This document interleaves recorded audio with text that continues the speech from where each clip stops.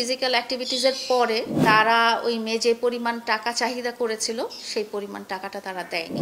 Every single night সে বনানী গুলশানের প্রত্যেকটা বারে যাচ্ছে, ভাড়া করা প্রস্টিটিউট নিয়ে যাচ্ছে। প্রত্যেকটা টিকটকার মেয়েকে আমি এইটা করব, গাঁজা খাচ্ছে, সারাক্ষণ মদ্যপান করতেছে, সেক্সুয়াল অ্যাবিউজ করার ব্যাপারটা এটা আমার জানা ছিল না। আমি আমি আমি কোনোদিনও ওকে সন্দেহ করতাম না। এবং মামুন যেই লাইভে এসে যে অ্যাকুজিশনগুলো দিল যে আমি তাকে অজ্ঞান করে রেখে আমি তার মোবাইল থেকে ডাটা ট্রান্সফার করেছি। প্রথম কথা হচ্ছে তাকে আমার অজ্ঞান করতে হবেই কেন, দুই নাম্বার ডাটা ট্রান্সফার করতে হবেই কেন। এতদিনের ঘটনা আমি হঠাৎ করে কালকেই বা কিভাবে জানলাম? এই তথ্যগুলো অবশ্যই আমাকে বাহির থেকে এসেছে। এর মধ্যে এমনও আছে যারা ভিকটিম, যারা ওর ভিকটিম, হ্যাঁ, ওর কাছে ভিকটিম। ও কালকে বলেছে যে আমি ওকে বাসায় ডেকে এনে ঘুমের ওষুধ খাইয়ে দিয়েছি। ও বসুন্ধরা থেকে প্রথমে 100 ফিটে গিয়েছে, 100 ফিটে বন্ধুদের সাথে টানা সপ্তমবারের মতো বেস্ট টিস্যু পেপার ব্র্যান্ড হিসেবে স্বীকৃতি পেয়েছে বসুন্ধরা টিস্যু। মাদক সেবন করেছে। সেখান থেকে সে রামপুরায় গিয়েছে, রামপুরায় একজন সেলিব্রিটির বাসায় গিয়েছে, সেখানেও মাদক সেবন করেছে। এবং তারপরে সে বনানীতে এসেছে, বনানীতে এসে সে বারে গিয়েছে, সেখানে মাদক সেবন করেছে। বার থেকে সে সারিনার পিছনে একটা হোটেলে নাইট স্টে করে সে ফজরের আজানের পরে সে আমার বাসায় এসেছে। এবং এসে আমি কিন্তু তখন ঘুমন্ত অবস্থায়, কেয়ারটেকার বলতে যিনি ছিলেন উনি জাস্ট গেটটা খোলা রেখে অন্য কাজে ব্যস্ত ছিলেন, সে নোটিস করেনি যে ও বাসায় এভাবে ঢুকে গেছে।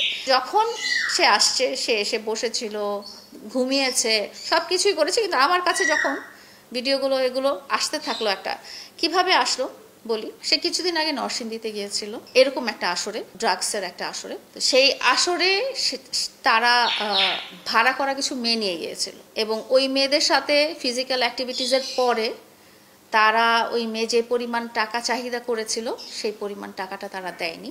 যার কারণে ওই মেয়ে পরে আমাকে ক্ষিপ্ত হয়ে ওই মেয়ে একজনের মাধ্যমে আমাকে পুরো ঘটনাটা জানায়। যখন আমি মামুনকে জিজ্ঞেস করি, মামুন বলে কি, হ্যাঁ এখন তো আমার ফুর্তি করার বয়স, তুমি এগুলো নিয়ে কেন জিজ্ঞেস করছো, আমাকে বাঁচতে দাও, আমাকে এভাবে বাঁচতে দাও, সেভাবে বাঁচতে দাও। আমার সাথে ওর প্যাচ আপ হয়ে গেছে 1 তারিখ মার্চ থেকে, এবং 1 তারিখ মার্চ থেকে নিয়ে সে সব কিছুই করেছে।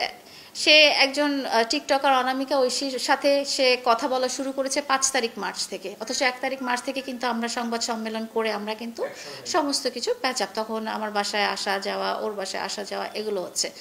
তার মানে সে আমার সাথে বিশ্বাসঘাতকতা করলো, সে আমার সাথে প্রতারণা করলো। আমি ওকে ডাইরেক্ট বলেছি, আমি গত 1 বছর যেহেতু তোমার সাথে ছিলাম না, তুমি গত 1 বছরে যদি কোনো কিছু করেও থাকো সেটার কোনো হিসাব আমাকে দিতে হবে না, কারণ ওই মুহূর্তে আমি তোমার লাইফে ছিলাম না।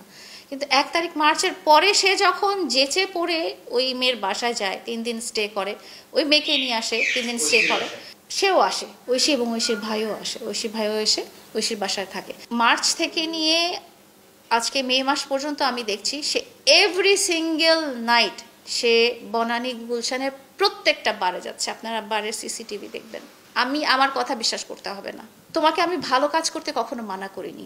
তুমি অনেক নায়িকার সাথে অভিনয় করছো, সেখানে জড়াজড়ি করে গান আছে, অনেক মিউজিক ভিডিও আছে, অনেক রোমান্টিক সিন আছে, অনেক কিছু আছে।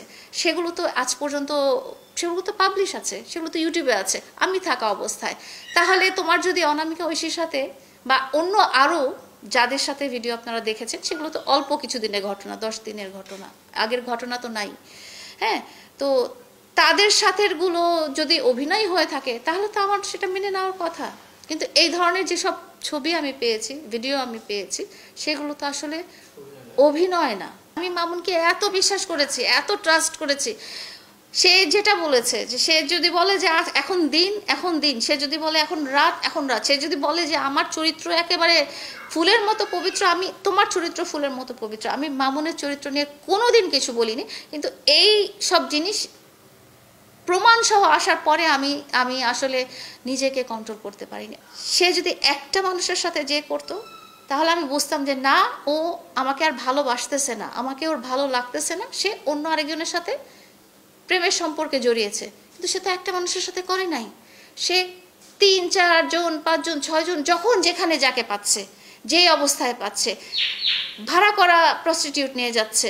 এবং সে আমাকে সে আরেকজন, আর এই অনামিকা ঐশীর নাম যেহেতু সোশ্যাল মিডিয়াতে চলে আসছে এই জন্য আমি বলছি, কিন্তু আরেকজন খুবই প্রমিনেন্ট টিকটকারের মেয়ে টিকটকার ড্যান্স করে, আপনারা সবাই চিনেন, তার সাথেও একই কাজ করেছে। সে তার কথা হচ্ছে আমি প্রত্যেকটা টিকটকার মেয়েকে টার্গেট করেছি এবং প্রত্যেকটা টিকটকার মেয়েকে আমি এইটা করব, করে তারপরে আমার শান্তি হবে।